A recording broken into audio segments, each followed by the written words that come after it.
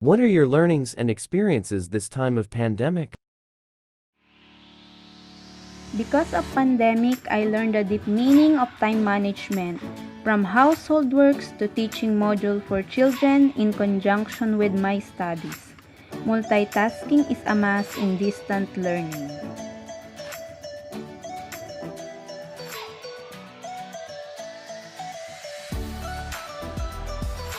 Having an internet connection problem that everyone has experiencing has been a challenge to broaden my patience and find a solution so that I can keep up with my study discussion.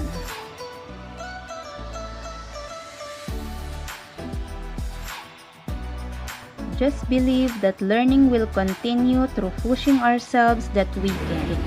Good day everyone, my name is Miguel Capares and isa sa mga experience ko ngayong pandemic is yung sa online class.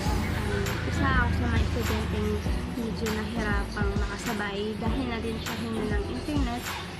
Minsan hindi ako nakaka-join kaagad sa schedule ng subjects ko, kaya minsan nagtatanong na lang ako sa mga kaklase ko kung ano yung tinuro ng teachers namin sa araw ngayon at kung may binigay bang activities. Dahil yun nga, sa hina ng internet, minsan hindi ko kaagad na-open ang aking ALS. So yun, nagtatanong na lang ako sa kanila, kaya para kahit pa paano, hindi ako mahuli sa kung anong lessons ang tinuturo ng teachers namin. And dahil nga din sa pandemic, maraming bagay na nakasanay natin ang nagbago. Tulad na dyan yung hindi natin pagpunta sa school, hindi na pwedeng pag-social sa mga pagpunta sa bayan. Pero syempre, dahil na din sa nangyaring pandemic, marami akong natutunan at pansin ko na mas napatatag ko pa ang sarili ko para kahit anong problema man ang haharapin ko, alam ko na kakayanin ko dahil alam ko na hindi ako sumusuko kaagad kahit anumang problema ang aking pinangaharap. At alam ko na kahit gaano katagal pa ang harapin natin sa pandemic na ito, hindi kaagad tayo susuko dahil alam natin na isang araw matatapos din ang lahat ng ito. And kahit ano pang kaharapin nating problema, patuloy pa rin natin suparin lahat ng pangarap natin. Bilang isang estudyante, malaki ang epekto ng pandemya, lalong-lalo na sa ating pag-aaral.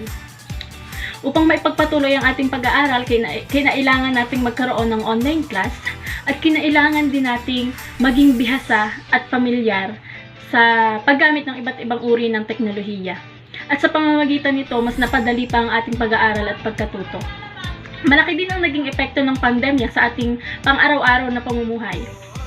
Aminin man natin o hindi, ang iba sa atin ay naging balisa, malungkot, dahil nga yung mga dati nating nakasanayan ay hindi na natin nagagawa. Pero sa pamamagitan noon, naging mapamaraan tayo upang magpatuloy tayo sa buhay. Ang iba pinasok ang mundo ng online selling, ang iba naging plantitas, at katulad ko nagkaroon ako ng mahaba pang panahon at oras para sa aking pamilya.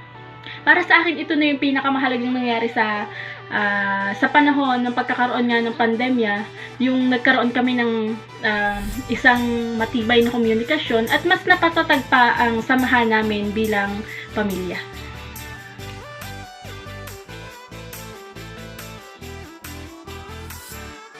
The thing that I've learned during pandemic is that I realized that you need to know yourself and love yourself more.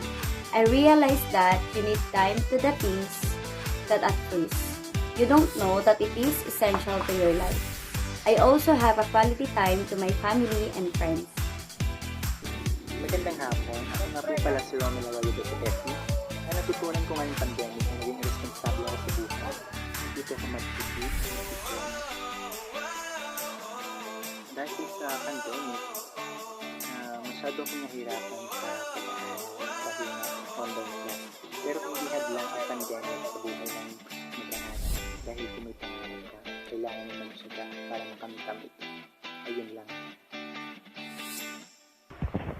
This time of pandemic, madami tayong natutunan. Hindi lang ako, alam kong kayo rin. Madami tayong natutunan na nai-apply natin sa mga sarili natin. And for me, yung natutunan ko is sa health, na kailangan talaga natin pagkaingatan yung kalusugan natin ngayon. Kasi mahirap na baka pag natamaan tayo ng COVID, talagang ang hirap magkasakit ngayon. Kaya this time of pandemic, natutunan ko kung paano ko alagaan lalo yung sarili ko.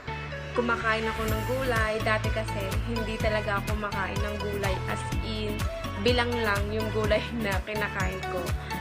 And then, natutunan ko kumain ng talong, ng ampalaya, kalabasa, sitaw. Madaming gulay din yung natutunan kong kainin.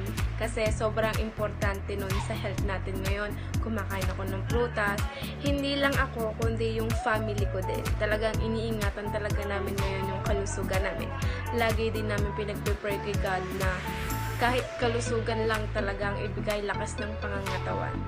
Second is natutunan kong mag-exercise. Kasi isa din yon sa napaka-importanting bagay na kailangan natin gawin.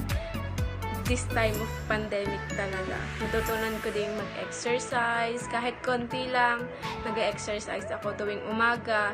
So, parang habit na din ang nangyayari. So, yon. And then, third one is sa pag-aaral, syempre, time management lang talaga. Kahit ang daming activities, siguro yung ginagawa ko is mas inuuna ko yung kailangang ipasa, yung mas unang ipasa. So, yun yung una kong ginagawa. Hindi ko kailangang i-stressin yung sarili ko. Kasi alam ko naman na kaya kong gawin, basta time management lang talaga.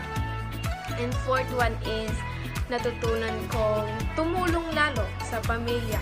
Talagang pinupush ko yung sarili kong tumulong, lalo na sa nanay ko kasi nagtitinda siya. So, tinutulungan namin siya magkapatid sa negosyo niya, sa business niya, kung saan nagdi-deliver kami tuwing umaga ng paninda niya doon sa Kanlurang Park ng San Pedro. So, yon, parang exercise na din kasi lagi din kami naglalakad that time.